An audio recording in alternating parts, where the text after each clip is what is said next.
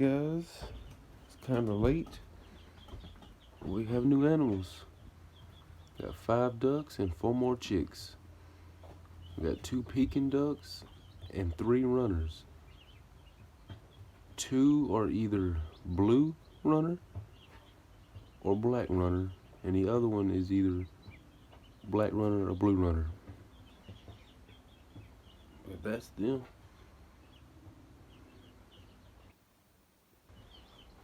My other chicks over here doing pretty good. Fixing to take that water and pit it as their feeder and pit them water like that in here.